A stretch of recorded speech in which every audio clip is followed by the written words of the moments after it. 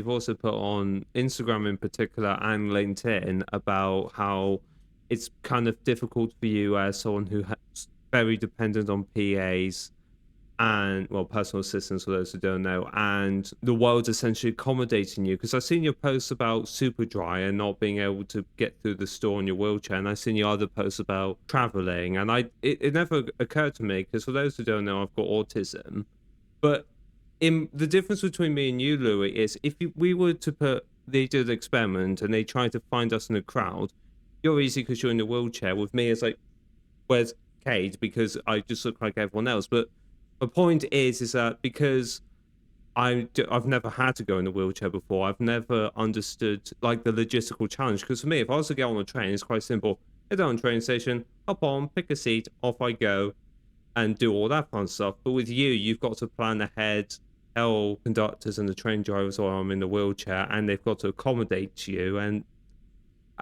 yeah, I'm not sure where I'm going with this question, but how's your own personal experience with stuff like that affected your advocacy? I mean, it definitely makes the work do more challenging, right? Because there is a certain element of unpredictability to living life in a chair, right? As you said, it's easy to identify my disability, but most people, you're not alone. Most people don't know what that's like. So the whole point of the travel posts are to highlight how good and bad it can be when traveling in a wheelchair, especially in London, where a majority of the underground network is not accessible, right?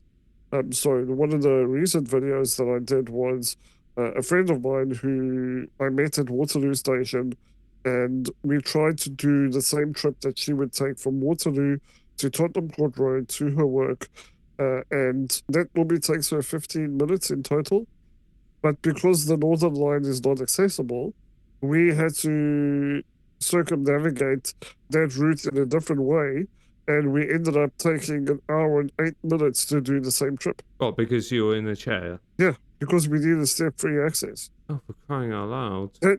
That's the reality. So when someone books me to deliver a talk or to come and deliver some services at their office, I usually start planning that journey 3-4 days in advance, and letting the different train providers know that this is the level of service I need. There are certain apps available that I can use to do that, but they are very segregated. So I have multiple apps to do one job, which is book assistance for travel and book train tickets, and you end up using 3 or 4 different apps in order to first of all plan your route, then book your tickets, and then also request your passenger assistance. What that doesn't have is it doesn't have real-time up-to-date information. So quite often you'll end up at a destination and they'll be like, sorry, the elevator's out of order. So then I've got to get back on the train, work my way around, and quite often that means getting into a cab and then going to where I need to go, instead of just being able to get out of the station like everyone else. And that's if the cab driver accepts to take you on as a driver or passenger. Yes, so that's a very valid point to make, because I have had cab drivers stop, see that I'm the passenger, and then drive away again. And they're not allowed to do that, but it does still happen. Well, the problem is with that is who's going to stop them? Realistically, it's an argument of the law's only as good as it is enforced. I remember when I had to take taxis from where I lived in Exford to get to Taunton for my college, basically because it was too far and I couldn't drive. One of the drivers said to me, most of the drivers that work in this company wouldn't take people with wheelchairs because they couldn't be asked to fold down the seat and chuck it in the back. So that's why I brought it up.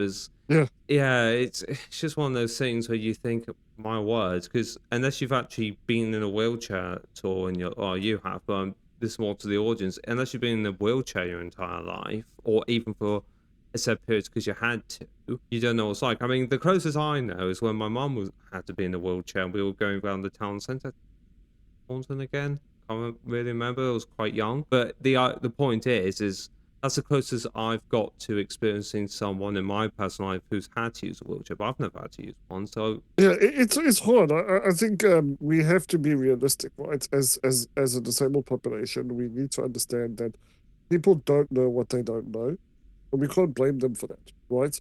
Um, but it's this is why I talk about allyship a lot and helping people understand that it, being an ally is not about being a perfect support system for someone with a disability. It's about you wanting to take action to support someone with a disability, right? And there is a major lack of that in the world, even in 2025, because people are either intimidated by the topic of disability or because they haven't taken the time to educate themselves. And in some cases it's ignorance. People don't want to do that.